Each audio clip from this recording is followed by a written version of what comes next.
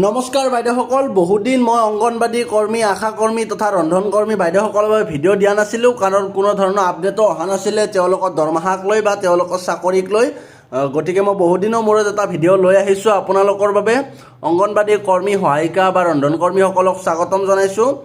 Recent updates across India show' that anganwadi workers honorariums are being increase on a state by state basis accompanied by ongoing protest demanding a uniform minimum monthly wage of 21,000 21,000 টকা যি মানে তেওঁলোকৰ দাবী আছিলে দৰমহা বৃদ্ধিৰ, সেইটো ৰাজ্য ভিত্তিত হ'ব বুলি উল্লেখ কৰা দেখিবলৈ পোৱা গৈছে। Because anganwadi staff are classified as honorary workers, their monthly pay out consist of base honorarium of the central government supplemented by additional incentives from individual state government. মানে তেওঁলোকে এতিয়া বৰ্তমান যিটো দৰমহা লাভ কৰে সেইটো দৰমহা নহয়, মাননি বুলি উল্লেখ কৰা হয়, আপোনালোকে জানে।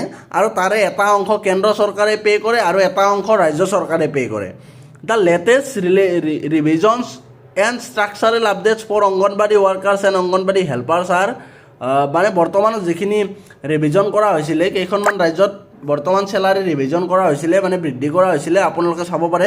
পশ্চিমবংগত ৱৰ্কাৰৰ দৰমহা 9,000 টকা কৰা হৈছে আৰু হেল্পাৰৰ 6,500 টকা কৰা হৈছে। আৰু অসমততো আপোনালোকে জানে কৰ্মীসকলৰ 8,000 আৰু সহায়িকাসকলৰ 4,000 টকা। দিল্লীত আপোনালোকে চাব গ'লে কৰ্মীসকলৰ 11,220 টকা আৰু সহায়িকাসকলৰ 5,610 টকালৈ বৃদ্ধি কৰা হৈছিলে। কিন্তু আপোনালোকে যদি এটা বস্তু চাবলৈ যায়, এই কেন্দ্ৰ চৰকাৰৰ পৰা বহুত দিন হ'ল দৰমহা বৃদ্ধি হোৱা নাই। 2018 চনতে কেন্দ্ৰ চৰকাৰৰ পৰা দৰমহা বৃদ্ধি হৈছিলে।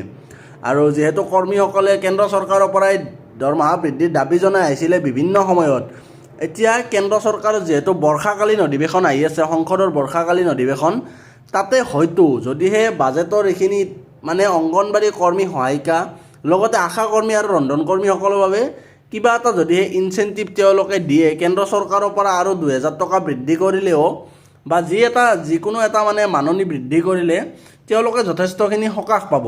কিন্তু তথাপিতো কম পৰিমাণে বৃদ্ধি কৰিলে ভাল এটা সকাহ নাপাব, কাৰণ মূল্য বৃদ্ধি যিমান হৈছে সেই অনুপাতে এই কৰ্মী, সহায়িকাসকলৰ দৰমহা বৃদ্ধি হোৱা নাই। আৰু ৰাজ্য চৰকাৰসমূহে বৃদ্ধি কৰিলেও নগণ্য পৰিমাণেহে বৃদ্ধি কৰিছিলে। আৰু তেওঁলোকৰ যিটো চাকৰি ষ্টেটাছ, এইটো তেওঁলোকক মাননি হিচাপে প্ৰদান কৰা হয়, দৰমহা বুলি প্ৰদান কৰা নহয়। তেওঁলোকৰ এটা দীৰ্ঘদিনীয়া দাবী আছে যে তেওঁলোকক মাননি নহয়, দৰমহা দিব লাগে আৰু চাকৰিটো নিয়মীয়া হ'ব লাগে। আৰু এইদৰে তেওঁলোকৰ এই দাবীসমূহ কেন্দ্ৰ চৰকাৰে কি সিদ্ধান্ত লয় পৰৱৰ্তী সময়ত, কিন্তু ইলেকশ্যনৰ আগত ল'ব এইটো নিশ্চিত। 29ৰ ইলেকশ্যনৰ আগে আগে নিশ্চয় কিবা এটা সিদ্ধান্ত ল'ব। কিন্তু বৰ্তমান কি সিদ্ধান্ত ল'ব এইটো সকলোৰে বাবে মানে অপেক্ষাৰ বিষয়। আৰু জুলাই মাহত যি অধিৱেশন হ'ব, বৰ্ষাকালীন অধিৱেশন, এই অধিৱেশনত চৰকাৰে তেওঁলোকক লৈ কিবা ব্যৱস্থা গ্ৰহণ কৰিবনে নাই, এইটো মানে দেখিবলগীয়া হ'ব, চাবলগীয়া। এইটোৰ বাবে বহুতে অপেক্ষা কৰি আছে। আপোনালোকে কি ভাবে, আপোনাৰ মতামত কি, আপুনি দৰমহা কিমান হোৱাটো বিচাৰে, কমেণ্ট বক্সত জনাব।